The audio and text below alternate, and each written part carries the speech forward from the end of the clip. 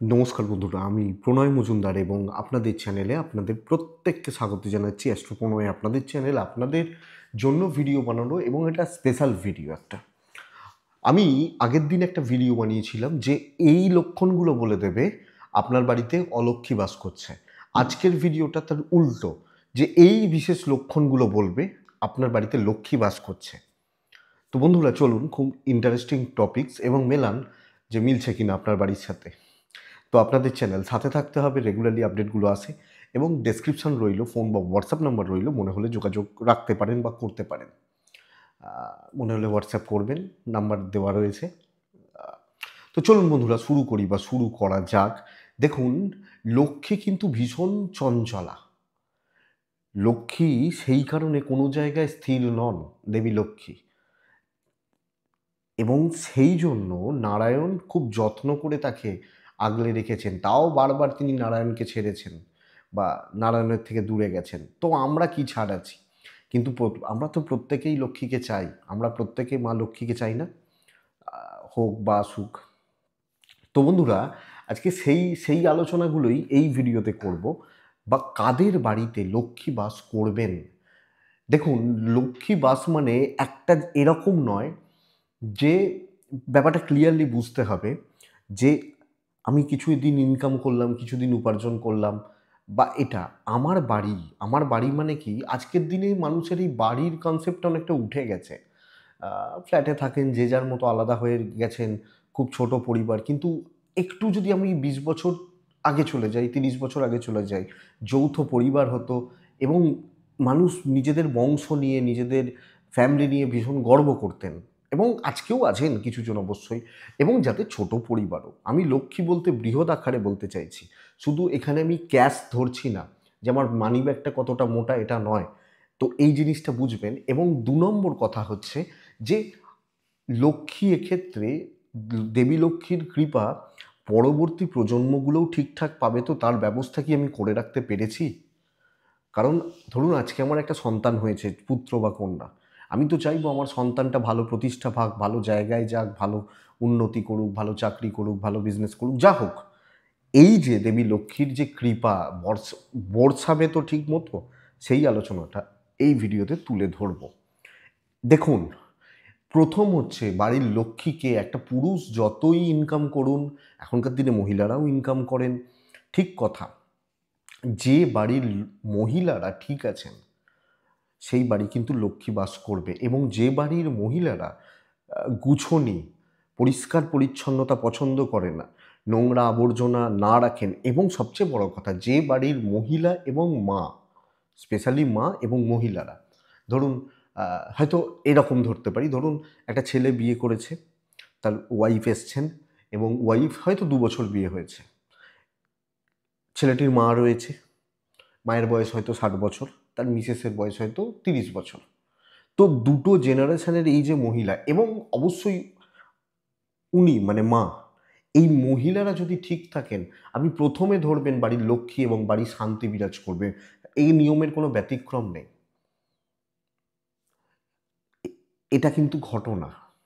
তো যে বাড়িতে মহিলারা, এবং যে বাড়ির মা অসুস্থ, মা ঠিকঠাক নেই, মা নেই, বা যে বাড়ির, তারা হয়তো কিছুদিনের জন্য একটা সার্টেন পিরিয়ডের জন্য ইনকাম করতে পারেন, বা কম অসুস্থ, মানে আমি বলছি যে বিছানায় শুয়ে যাওয়া একদম। হ্যাঁ, আজকের দিনে সবাই অসুস্থ, সবাই কিছু না কিছু ওষুধ খান। কিন্তু যে বাড়ির মা ভালো আছেন, বাড়ির মহিলারা ভালো আছেন, সে বাড়িতে লক্ষ্মী বিরাজ করবে। এটা প্রথম কথা, এটা লিখে রাখুন। তো এবং এর সাথে ইনক্লুড করব যে, যে বাড়িতে নিত্য কলহ হয়, কলহ মানে অশান্তি, নিত্য প্রত্যেক দিনের, আজ মায়ের সাথে ছেলের, কাল মায়ের সাথে তার বউয়ের, কাল নিত্য কলহ যে বাড়িতে লেখে রয়েছে, যে বাড়ির মহিলারা শান্ত নন বা অশান্ত, সে বাড়িতে কোনোদিন লক্ষ্মী থাকে না, অলক্ষ্মী চলে আসে সেখানে, এবং আরও ঝঞ্ঝাট তৈরি হয়। আলটিমেট সেপারেশন, অশান্তি, গণ্ডগোল এবং অস্থিরতা জীবনে বিরাজ করতে থাকে। তো মহিলারা ভালো থাকতে হবে, এটা প্রথম কথা।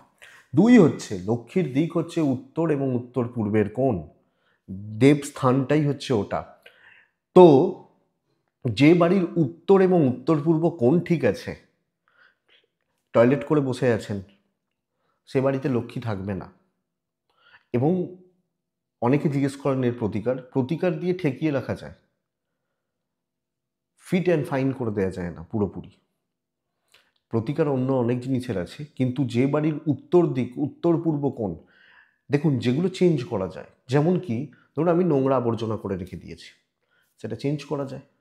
আমি ধরুন উত্তর দিকে একটা ডাস্টবিন করে রেখে দিয়েছি, উত্তর দিকটায় হাজব্যান্ড ওয়াইফের শোয়ার ঘর হয়ে গেছে। হাজব্যান্ড ওয়াইফের শোয়ার ঘর মারাত্মক ডেঞ্জারাস জিনিস। কেন ডেঞ্জারাস জিনিস? উত্তর পূর্ব হচ্ছে দেবস্থান, ধর্মস্থান, লক্ষ্মীর স্থান। হুম তো সেখানে স্বামী স্ত্রীর প্রেম, রোম্যান্স, দেখুন একটা 30 বছরের ছেলে একটা ধরুন 28 বছরের মেয়ে বিয়ে করেছে, স্বাভাবিক প্রেম বা দাম্পত্য জীবনের পাঠগুলো আসা। তো সেই জায়গায় যদি ঈশান কোণ বা উত্তর পূর্ব, উত্তর পূর্বের কাছাকাছির জায়গার দিকটা, কোণের কাছাকাছি, উত্তর দিক থেকে লাগো উত্তর পূর্ব কোণের দিকে যাচ্ছি, সেই জায়গা যদি খারাপ হয়, স্পেশালি টয়লেট করে মানুষ এবং সিঁড়ি করে, এই দুটো জিনিস বাস্তুকে শেষ করে দেবে। লক্ষ্মী থাকবে না সে বাড়িতে, সে বাড়িতে হাজার এক সমস্যা তৈরি করে দেবে, হাজার এক সমস্যা তৈরি করে দেবে। এটা কিন্তু খেয়াল রাখুন। 3 নম্বর জিনিস, এগুলো মেলাবেন, এগুলো যদি ঠিক থাকে জানবেন কোনো প্রবলেম নেই। হাজার একটা দেখুন আগেকার দিনের বাড়িগুলো কেমন হতো, আমি প্রচুর গ্রামের বাড়ি যাই, মানে গ্রাম মানে বহু গ্রামের বাড়ি যাই এবং আমার খুব ভালো লাগে পার্সোনালি যেতে, দেখতে, পরিবেশটাকে ফিল করতে। আমি এরকমও বাড়ি গেছি যে অন্দরমহল বা মানে ভিতরমহল বৈঠকখানা এখনও তাদের আলাদা আছে, তাদের মধ্যে তাদের পরিবারটা ভালো রয়েছে, এরকম দেখেছি। যাই হোক, আজকে দু কামরার 800 সাড়ে 800 স্কোয়ার ফুটের ফ্ল্যাটে মানুষ থাকেন, অত কিছু মেনটেন করা সম্ভব না। এই পয়েন্টগুলো মিলিয়ে নিন। 3 নম্বর হচ্ছে যে বাড়িতে হাজব্যান্ড ওয়াইফের সম্পর্কে রেসপেক্ট রয়েছে, 3 নম্বর কথা। এবং বেডরুমটা, যে বাড়ির মেন পারসন যারা, মানে কি বলবো, ধরুন একটা সার্টেন পিরিয়ডের পর তো বয়স্করাও তো ছাড়েন, এরপর নিউ জেনারেশন, এই যে ব্যাপারটা, যে মেন আর্নিং মেম্বার বা আশা করি বোঝাতে পারছি, তার বেডরুমটা যেন মানে ওপেন না হয়ে যায়, একটু একটু প্রাইভেট থাকুক। প্রাইভেট মানে আমি বলছি না যে আলাদা করে একটা বেডরুম বানান, একটু সবাই মানে অনেকের বেডরুম দেখবেন ঢুকে পুরো মানে ফ্ল্যাটের দরজা থেকে ঢুকছি, বেডরুমের সবটা দেখা যাচ্ছে। এই বেডরুম অলক্ষ্মীকে ডেকে আনে, লক্ষ্মী থাকে না। হাজব্যান্ড ওয়াইফের সম্পর্কে রেসপেক্ট থাকুক, স্বামী স্ত্রীর সম্পর্কটা ভালো থাকুক এবং বেডরুমটা একটু হাইট থাকুক, একটু লোকানো থাকুক। 800 স্কোয়ার ফিটের মধ্যে হয়তো সম্ভব নয়, কিন্তু এমনভাবে সেট আপটা করা যেন সবাই দেখতে না পায়, বা দরজার সামনে থেকে, বা হয়তো দরজার একটু ভেতরে ঢুকেছি সবটা দেখা যাচ্ছে, মানে মানে কি বলবো, ডাইনিং স্পেস থেকে ধরুন সবটা দেখা যাচ্ছে। এই বাড়িতে লক্ষ্মী থাকে না, এটা একটু মেনটেন করবেন। যদি একান্তই পসিবল না হয় দরজাটা বন্ধ করে রাখবেন, এটা কিন্তু করুন। 4 নম্বর পয়েন্ট, খুব ইম্পর্ট্যান্ট এটা, যে বাড়ির ভোজন কিন্তু শান্তির হতে হবে, তবে থাকবে লক্ষ্মী। অন্ন লক্ষ্মী বলা হয়, ভোজনটা যেন শান্তির হয় এবং ভোজনের সঠিক সময় থাকবে। ডাক্তারবাবুরাও দেখবেন ওষুধ দেন যখন, বলেন না যে এই 3টে ওষুধ দিনে 3বার করে খেয়ে নিও, এরকম কিন্তু বলেন না। তারা কি বলেন, এই ওষুধটা খাওয়ার আগে, এই ওষুধটা খাওয়ার পর, এই ওষুধটা খালি পেটে, এই ওষুধটা সকাল 10টার সময়, এরমভাবে টাইম করে দেন না, দেখবেন লক্ষ্য করে সব 99% কেসেসে। কিছু জনের ব্যতিক্রম বা এটা তো, খাওয়ারটা ভালো হোক, খাওয়ার সময়টা সঠিক হোক এবং শান্তির ভোজন। হ্যাঁ, 1 দিন 2 দিন ঝগড়া অশান্তি হলো, কোনো দিন একটু রেস্টুরেন্টে গিয়ে খেয়ে এলেন, কোনো দিন হয়তো অফিসে গেছেন বাইরে খেলেন, এটা কিন্তু দিনের একটা টাইমের ভোজন তো বাড়িতে করবেনই, ভোজনটা যেন শান্তির হয়। এবার এখানে আপনি প্রশ্ন করবেন যে আমি তো থাকি কলকাতায়, আমার ছেলে মেয়ে থাকে লন্ডনে, তাহলে কি করব? আপনি ওই বাড়িটাকে ধরুন, সবাই মিলে সবাইকার বন্ডিংটাকে দেখুন, লক্ষ্মী বিরাজ করবে। হ্যাঁ, এটা 4 নম্বর ছিল। 5 নম্বর পয়েন্ট হচ্ছে কর্ম। লক্ষ্মী বাড়িতে লক্ষ্মী বিরাজ করলে আপনার জীবনের কর্ম সঠিক থাকবে। আপনার জীবনের কর্ম মানে আপনি যেখানে যা কাজ করছেন ভালো চলবে, ভালো চলবে। ব্যবসা করছেন, চাকরি করছেন, যা ইচ্ছা করছেন, কিন্তু কাজটা ভালো চলবে, স্টেবিলিটি থাকবে। টেনশান তো থাকবে, কাজের টেনশান, ওয়ার্কলোড, ওয়ার্ক প্রেশার, কিন্তু ওই প্রত্যেকদিন অফিস থেকে বাড়ি ফিরছি আর ভয় যে কালকে চাকরি থাকবে কি না, 6 মাস অন্তর চাকরি চলে যাচ্ছে, 2 দিন বিজনেস করছেন চলছে না, এইটা কিন্তু অলক্ষ্মীর প্রভাবে আসে। লক্ষ্মী ঠিক থাকলে, বাড়ির লক্ষ্মী ঠিক থাকলে, লক্ষ্মী আসবে তো বাইরে থেকেই, তো বাইরের জায়গাটা ঠিক থাকে। এই 5টা পয়েন্টকে মেলান এবং এই পয়েন্টগুলোকে পারলে রেকটিফাই করুন। প্রত্যেকটাই চেক করা যায়, যদিও কর্মটা হয়তো চেক করা যায় না, কিন্তু তারপরেও বাদবাকিগুলো ঠিক থাকলে কোনো অসুবিধা হয় না। এবং অবশ্যই এটাকে মেনটেন করবেন। অন্তত আগেকার দিনে যে নিয়মটা ছিল সন্ধ্যাক্রিয়া, সন্ধ্যাগ্নি বা এই যে ব্যাপারটা শঙ্খধ্বনি, শাঁখ বাজানো, এটা কিন্তু করতে হয় লক্ষ্মীকে রাখতে গেলে। তুলসী তলায় বাতি দেওয়া, যেগুলো মা কাকিমার ঠাকুমারা করতেন, খুব ভালো নিয়ম ছিল, আজকে উঠে গেছে। তো করা উচিত এটা। এবং যে বাড়িতে অকাল মৃত্যু, অপঘাতের মৃত্যু বা এই ধরনের ব্যাপার স্যাপার হয়েছে, সে এবং সেই হয়ে হয়তো দোষ পেয়েছে, দোষ যদি কাটানো ঠিকঠাক না হয়, লক্ষ্মী কিন্তু চলে যাবে। এবং অনেক এটা অন্য কোনো দিন কোনো সময় বলা যাবে। অপঘাত, অকাল মৃত্যু, সে বাড়িকে কিন্তু ঠিক করতে হয় পুজো পাঠের মাধ্যমে, কালী পুজো বা অনেক কিছু আছে, সেটা যেন করা হয়। যারা অবশ্যই মানেন, যারা মানেন না তারা তো লক্ষ্মীকেও মানেন না।